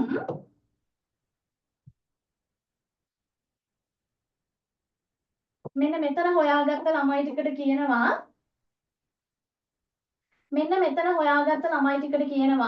මෙතනින් තෝරගත්ත ළමයි ටිකට කියනවා ඔයාලා ගිහිල්ලා මෙන්න මෙතන ඔයාලා හොයාගන්න ළමයිට ගැටුම් සහිත වැඩසටහන් පෙන්වන්න කියලා. ඊළඟට මෙතන අයිට කියනවා ගැටුම් රහිත වැඩසටහන් පෙන්වන්න කියලා. ගැටුම් රහිත වැඩසටහන් පෙන්වන්න කියලා කියනවා. උඩ මෙතන ළමයි දෙගොල්ලක් ඉන්නවා දෙක කොටාසයක් ඉන්නවා ගැටුම් සහිත සහ ගැටුම් රහිත කියලා වැඩසටහන් පෙන්වන්න කියලා කියනවා. උඩ මේ ළමයිට මාස 3-4 පුරාවට එක දිගට පෙන්වන්න පුතේ ගහ ගන්න, මරා ගන්න, කපා ගන්න, කොටා ගන්න දේවල්මයි මේ ළමයිට පෙන්වන්නේ. මෙයාලට ආදරේ, කරුණාව තියෙන දේවල් පෙන්වන්නේ නැහැ. හොඳ? එතකොට මෙයාලා මාස 3ක් පුරාවට බලන්නේම ගහ ගන්න, මරා ගන්න දේවල්ම තමයි. ඊළඟට මෙතන ගැටුම් රහිත වැඩසටහන් නැති වෙනවා. ගැටුම් රහිත වැඩසටහන් මෙයාලට පෙන්වනවා. මෙතනදී ආදරය, කරුණාව, දයාව, සෙනෙහස අනිත් කෙනාට ගෞරව කරන්නේ කොහොමද? අන්න මේ දේවල් තමයි මෙතනදී මෙයාලට පෙන්වන්න පටන් ගන්නෙ. අන්න මේ විදිහට ගැටුම් සහිත සහ ගැටුම් රහිත වැඩසටහන් මේ කණ්ඩායම් දෙකට පෙන්වනවා. එතකොට මේක ටික කාලයක් මාස 3ක් විතර බලාගෙන යනකොට මෙන්න මේ ළමයිගේ වෙනස්කම් ඇති වෙන්න පටන් ගන්නවා. වෙනස්කම් තුනක් මෙයාලා හොයා ගන්නවා. එකක් තමයි පුතේ වේදනාත්මක දේ පිළිබඳ දරුවන්ගේ සංවේදීතාවය අඩු වෙනවා. සමහර වෙලාවට ගහලා බැනලා ගියා කිසිම ගාණක් නැහැ. සමහර වෙලාවට තමන්ගේ කවුරු හරි මැරුණා ඒත් කිසිම ගාණක් නැහැ. ඒ ළමයිට අර ගහ ගන්න මරා ගන්න දේවල් දැකලා ඒ ළමයිට මේ වේදනාත්මක දේවල් පිළිබඳ සංවේදීතාවයක් නැති වෙලා යනවා. ඒක එකක් හොයා ගන්න. ඊළඟ එක තමයි ඔවුන් ඉක්මනින් අන් අය සමග ආක්‍රමණශීලී වෙන්න පටන් ගන්නවා. ඉක්මනින් රණ්ඩු වෙන්න පටන් ගන්නවා. වචනයක් පරිදිච්ච ගමන් ගහ ගන්න පටන් ගන්නවා. අන්න ඒකත් මෙයාලගේ මේ වැඩසටහන් බලපුවාගේ එක ලක්ෂණයක් විදිහට මෙයාලා හොයා ගන්නවා. තව එකක් තමයි ඔවුන් අවට ජීවත් වෙන ලෝකෙ පිළිබඳ බියක් ඇති කරනවා. ඇයි මෙයාලා ගහ ගන්න මරා ගන්න දේවල් නේ බැලුවේ. ඒකට මෙයාලා හිතනවා අපේ මේ එළියට ගියාමත් අපිව සමහර වෙලාවට ඒ විදිහට උස්සගෙන යයි. ඒ විදිහ අద్భుත මිනිස්සු ඉදී. එයාලා අපිව අරගෙන ගිහිල්ලා හිර කරයි. ඊට පස්සේ අපිව මරලා දායි. අන්න එහෙම මෙයාලා මේ තමන් ඉන්න පරිසරය පිළිබඳ බියක් ඇති කරගන්න. අන්න ඒ වගේ වෙනස්කම් තුනක් මෙයාලා හොයාගන්න. අන්න ওই විදිහට ලෝකයේ පුරා මේ sannivedanaye දරුවන්ට බලපානවා කියලා මෙයාලා හොයාගන්න. දරුවන්ට විතරක් නෙමෙයි පුතේ. මේක වැඩිහිටියන්ටත් බලපානවා. ඒ නිසා තමයි මේ sannivedanaye කියන එක අධ්‍යයනය කරන්න ඕනේ විෂයක් විදිහට හොයන්න ඕනේ කියන එක මෙයාලා තීරණය කරන්නේ. ඊට පස්සේ තමයි පුතේ 80 සහ 90 දශකවල පරිගණක තාක්ෂණය ඇවිල්ලා ලෝකයේ අංකිත තාක්ෂණයේ වේගයෙන් මිනිසාට ලං වෙනකොට මේක තවත් හදාරන්න ඕනි විෂයක් මේක අධ්‍යයනය කරන්න ඕනි විෂයක් විදිහට මෙයාලා හොයන්න පටන් ගන්නවා. අන්න ඔය විදිහට තමයි sannivedanaye කියන එක ලෝකය පුරා බිහි වෙන්න පටන් ගන්නේ. මතකද? දැන් මේ ඇවිල්ලා තියෙන්නේ අපි අද වෙනකොට තියෙන තත්ත්වයට. හැබැයි අපි ඉස්සර ඉඳන්ම කතා කරේ ලෝකයේ කොහොමද මිනිස්සු sannivedanaye කරේ කියලා.